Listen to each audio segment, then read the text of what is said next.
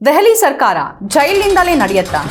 ಸ್ವತಂತ್ರ ಭಾರತದ ಇತಿಹಾಸದಲ್ಲೇ ಮೊದಲ ಬಾರಿ ಜೈಲಿನಿಂದ ಸಿಎಂ ತಮ್ಮ ಕೆಲಸವನ್ನ ಮಾಡ್ತಾರಾ? ಹಾಗೆ ಮುಖ್ಯಮಂತ್ರಿಯೊಬ್ಬರು ಕೆಲಸ ಮಾಡೋದಕ್ಕೆ ಸಾಧ್ಯ ಆಗತ್ತಾ? ಕೇಜ್ರಿವಾಲ್ ಅವರು ರಾಜೀನಾಮೆಯನ್ನ ಕೊಟ್ರೆ ಮಮತಾ ಬ್ಯಾನರ್ಜಿ, ಪಿಣರಾಯಿ ಸಹಿತ ಎಲ್ಲ ವಿಪಕ್ಷ ಸರ್ಕಾರಗಳನ್ನ ಉರುಳಿಸುವ ಪ್ಲಾನ್ ರೆಡಿ ಆಗಿದೆಯಾ? ಮೂರನೇ ಬಾರಿ ನರೇಂದ್ರ ಮೋದಿ ಅಧಿಕಾರಕ್ಕೆ ಬಂದ್ರೆ ದೇಶದಲ್ಲಿ ಏನೇನಾಗುತ್ತೆ? ಇಂಡಿಯಾ ಒಕ್ಕೂಟ ನಿಜವಾಗಿಯೂ ಒಗ್ಗಟ್ಟಾಗಿ ಬಿಜೆಪಿ ವಿರುದ್ಧ ಕೆಲಸ ಮಾಡ್ತಾ ಇದೆಯಾ? ಜೂನ್ 2ಕ್ಕೆ ಕೇಜ್ರಿವಾಲ್ ಜೈಲಿಗೆ ಹೋದ್ರೆ ಅಲ್ಲೇ ದೀರ್ಘಕಾಲ ಉಳಿತಾರ? ಕೇಜ್ರಿವಾಲ್ ಹಾಗೂ ಆಪ್ ವಿರುದ್ಧ ಪ್ರಧಾನಿ ನರೇಂದ್ರ ಮೋದಿ ಷಡ್ಯಂತ್ರವನ್ನ ಹೂಡಿದ್ದಾರ? ಕೇಜ್ರಿವಾಲ್ ಅವರ ಪ್ರಕಾರ ಈ ಚುನಾವಣೆಯಲ್ಲಿ ಬಿಜೆಪಿಯನ್ನ ಸೋಲಿಸಲಿರುವ 3 ಪ್ರಮುಖ ಅಂಶಗಳು ಏನೇನು? ದಿ ಇಂಡಿಯನ್ ಎಕ್ಸ್‌ಪ್ರೆಸ್ಗೆ ನೀಡಿರುವ ವಿಶೇಷ ಸಂದರ್ಶನದಲ್ಲಿ ಜೈಲಿಂದ ಬಂದು ಚುನಾವಣಾ ಪ್ರಚಾರವನ್ನ ನಡೆಸ್ತಾ ಇರುವ ದೆಹಲಿ ಮುಖ್ಯಮಂತ್ರಿ ಅರವಿಂದ್ ಕೇಜ್ರಿವಾಲ್ ಅವರು ಬಹಳಷ್ಟು ವಿಚಾರಗಳನ್ನ ಹೇಳಿಕೊಂಡಿದ್ದಾರೆ. ಚುನಾವಣೆ ಕೊನೆಯ ಹಂತದ ಮತದಾನ ಮುಗಿದ ಮಾರನೇ ದಿನಾನೇ ಅವರು ಜೈಲು ಅಧಿಕಾರಿಗಳ ಎದುರು ಶರಣಾಗಬೇಕಿದೆ. ಆಮೇಲೆ ಏನಾಗಬಹುದು ಅನ್ನೋದು ಗೊತ್ತಿಲ್ಲ. ಜೈಲಿಂದಲೇ ಸರ್ಕಾರವನ್ನ ನಡೆಸೋದಕ್ಕೆ ಅವರು ಬಯಸ್ತಾ ಇದ್ದಾರೆ. ಆದರೆ ಅದರ ಸಾಧ್ಯತೆಗಳೇನು ಅನ್ನೋದು ಇಲ್ಲಿ ತನಕ ಸ್ಪಷ್ಟ ಇಲ್ಲ. ಕೋರ್ಟ್ ಅಂಥದ್ದೊಂದು ಅನುಕೂಲವನ್ನ ಮಾಡಿಕೊಡ್ಬೇಕಿದೆ ಅನ್ನೋದು ಅವರ ಒತ್ತಾಯ. ಆದರೂ ಕೋರ್ಟ್ನ ತೀರ್ಮಾನ ಏನಿರಬಹುದು ಅನ್ನೋದು ಗೊತ್ತಿಲ್ಲ. ಮಲ್ಲಿಕಾ ಜೋಶಿ, ರಾಹುಲ್ ಸಬರ್ವಾಲ್ ಅವರಿಗೆ ನೀಡಿರುವ ಸಂದರ್ಶನದಲ್ಲಿ ಕೇಜ್ರಿವಾಲ್ ಅವರು ಹಂಚಿಕೊಂಡ ವಿಚಾರಗಳಲ್ಲಿ ಕೆಲವನ್ನ ಒಂದೊಂದಾಗಿ ನಾವಿಲ್ಲಿ ಗಮನಿಸೋಣ. ಮೊದಲನೇದಾಗಿ, ಜೈಲಿನಿಂದಾನೇ ಸರ್ಕಾರ ನಡೆಸೋಕೆ ಕೇಜ್ರಿವಾಲ್ ಅವರು ಬಯಸ್ತಾ ಇರೋದ್ರ ಕುರಿತು. ಹಾಗ್ಯಾಕೆ ಅವರು ಯೋಚನೆ ಮಾಡ್ತಿದ್ದಾರೆ? ನಿಜವಾಗಿಯೂ ಅದು ಆಗತ್ತಾ? ಆಗದೆ ಹೋದ್ರೆ ಮುಂದೇನು? ಕೇಜ್ರಿವಾಲ್ ಇದ್ರ ಬಗ್ಗೆ ಏನು ಹೇಳ್ತಾರೆ ಅಂತಂದ್ರೆ, ನನ್ನನ್ನ ಸೋಲ್ಸೋಕೆ ಸಾಧ್ಯವಿಲ್ಲ ಅಂತ ತಿಳಿದೇನೆ ಸರ್ಕಾರ ಸುಳ್ಳು ಕೇಸ್ನಲ್ಲಿ ಜೈಲಿಗೆ ಹಾಕಿದೆ. ನಾನು ರಾಜೀನಾಮೆ ಕೊಡ್ಲಿ ಅನ್ನೋದು ಅವರ ಉದ್ದೇಶ. ಆಗ ಅವರು ನನ್ನ ಸರ್ಕಾರವನ್ನ ಉರುಳಿಸ್ತಾರೆ. ಇದು ಪ್ರಜಾಪ್ರಭುತ್ವಕ್ಕೆ ಅತ್ಯಂತ ಅಪಾಯಕಾರಿ.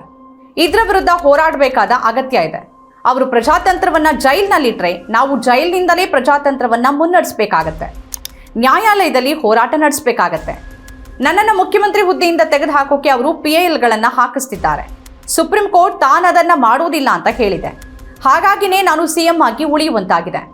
ನಾನು CM ಆಗಿ ಉಳಿಯುವಂತಾದ್ರೆ ಜೈಲಿನಿಂದಲೇ ನನ್ನ ಕರ್ತವ್ಯ ನಿರ್ವಹಿಸೋಕೆ ಕೋರ್ಟ್ ಅನುಕೂಲವನ್ನ ಮಾಡಿಕೊಡ್ಬೇಕಿದೆ.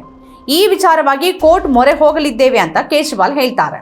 ಒಂದು ಸರ್ವೆ ಮಾಡಿರೋದಾಗಿ ಹೇಳಿರುವ ಕೇಜ್ರಿವಾಲ್ ಅವರು 30 ಲಕ್ಷ ಜನ ನಾನು ಮುಖ್ಯಮಂತ್ರಿ ಆಗಿರಬೇಕು ಅಂತ ಸಹಿ ಹಾಕಿದ್ದಾರೆ ಅಂತಾನು ಹೇಳ್ತಾರೆ. ಜನತಂತ್ರದಲ್ಲಿ ಯಾರು ಸರ್ಕಾರವನ್ನ ರಚನೆ ಮಾಡಬೇಕು ಅನ್ನೋದನ್ನ ಜನರೇ ನಿರ್ಧಾರ ಮಾಡ್ತಾರೆ ಅಂತಾನು ಕೇಜ್ರಿವಾಲ್ ಹೇಳ್ತಾರೆ. ಈಗ ಮತ್ತೆ ಕೇಜ್ರಿವಾಲ್ ಜೈಲಿಗೆ ಹೋದ್ರೆ ದೀರ್ಘ ಸಮಯ ಅಲ್ಲಿಯೇ ಇರಬೇಕಾಗಿ ಬರಬಹುದೇ ಅನ್ನೋ ಪ್ರಶ್ನೆನೂ ಎದ್ದಿದೆ.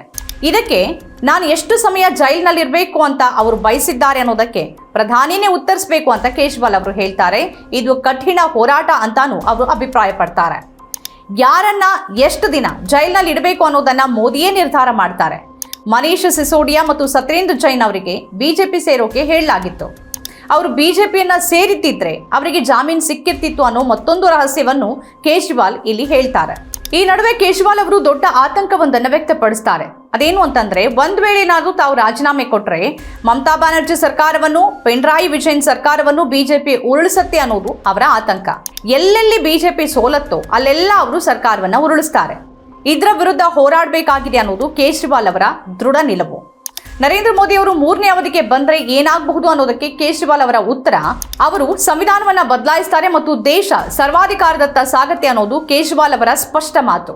ಒಂದು, ಚುನಾವಣೆಗಳು ಇರೋದಿಲ್ಲ, ಅಥವಾ ರಷ್ಯಾದಲ್ಲಿ ಈಗ ಆಗ್ತಿರುವಂತೆ ವಿರೋಧಿಗಳನ್ನ ಹಣದ ಹಾಕಿ ಚುನಾವಣೆಗಳನ್ನ ನಡೆಸಲಾಗುತ್ತೆ. ರಷ್ಯಾದಲ್ಲಿ ಪುಟಿನ್ ಎಲ್ಲ ವಿಪಕ್ಷದವರನ್ನ ಜೈಲಿಗೆ ಹಾಕಿದ್ದಾರೆ ಅಥವಾ ಹತ್ಯೆ ಮಾಡಿದ್ದಾರೆ. ಬಾಂಗ್ಲಾದೇಶದಲ್ಲಿ ಶೇಖ್ ಹಸೀನಾ ಎಲ್ಲರನ್ನೂ ಜೈಲಿನಲ್ಲಿಟ್ಟು ಭಾರಿ ಬಹುಮತದಿಂದ ಗೆದ್ದಿದ್ದಾರೆ. ಪಾಕಿಸ್ತಾನದಲ್ಲಿ ಇಮ್ರಾನ್ ಖಾನ್ ಅವರನ್ನ ಜೈಲಿಗೆ ಹಾಕಿ ಗೆಲ್ಲಲಾಗಿದೆ. ನಮ್ಮ ದೇಶದಲ್ಲೂ ಹಾಗೆ ಆಗಬಹುದು. ಎಲ್ಲಾ ಪ್ರತಿಪಕ್ಷಗಳು ಜೈಲಿನಲ್ಲಿರುತ್ತೆ ಮತ್ತು ಅಧಿಕಾರದಲ್ಲಿರೋರು ಗೆಲ್ತಾನೆ ಇರ್ತಾರೆ. ಈ ಬಾರಿ ನನ್ನನ್ನು ಜೈಲಿಗೆ ಹಾಕಿದ್ರು. ನಮ್ಮ ಪಕ್ಷದ 5 ಪ್ರಮುಖ ನಾಯಕರನ್ನೂ ಜೈಲಿಗೆ ಹಾಕಿದ್ರು. ಅವರು ನಮ್ಮ ಖಾತೆಗಳನ್ನ ಸೀಸ್ ಮಾಡ್ತಾರೆ. ಕಾಂಗ್ರೆಸ್ ಖಾತೆಗಳನ್ನ ಸೀಸ್ ಮಾಡ್ತಾರೆ. ಹೇಮಂತ್ ಸೋರೆನ್ ಅವರನ್ನ ಜೈಲಿಗೆ ಹಾಕಲಾಗಿದೆ. NCPಯನ್ನ ಒಡೆದ್ರು, ಅವರ ಚಿಹ್ನೆಯನ್ನ ಕಿತ್ಕೊಂಡ್ರು. ಶಿವಸೇನೆಯನ್ನ ಒಡೆದು ಚಿಹ್ನೆಯನ್ನ ಕಿತ್ಕೊಳ್ಳಾಯಿತು.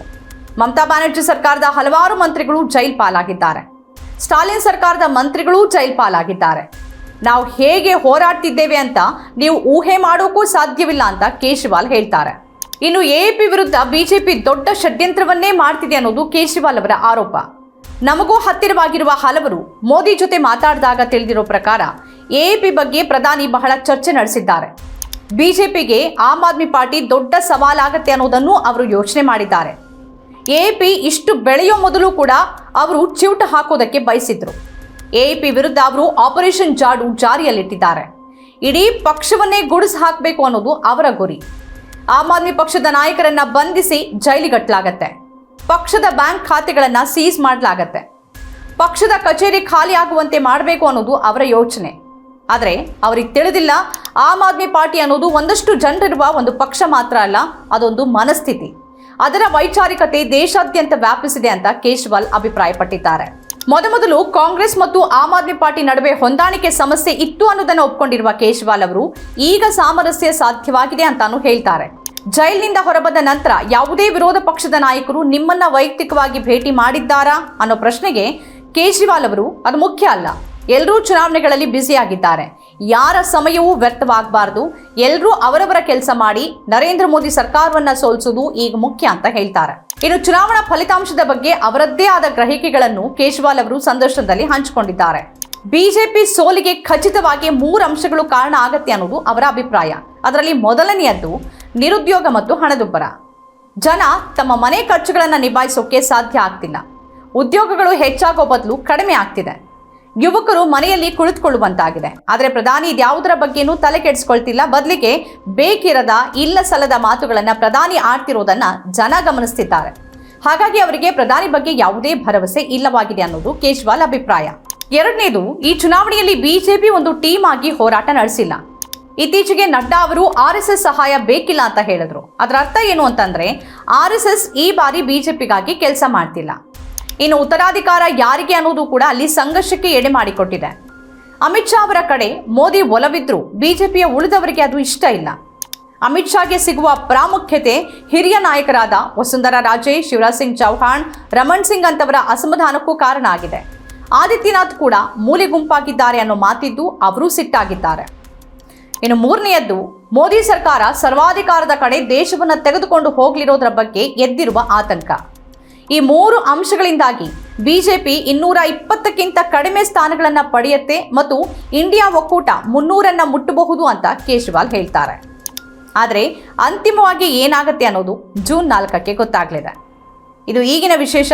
ಈ ರೀತಿಯ ಬೇರೆ ಬೇರೆ ವಿಶೇಷ ಕಾರ್ಯಕ್ರಮಗಳನ್ನು ತಾವು ನೋಡಬೇಕಾದ್ರೆ ನಮ್ಮ ಚಾನೆಲ್ ಸಬ್ಸ್ಕ್ರೈಬ್ ಮಾಡಿ. ನಮಸ್ಕಾರ.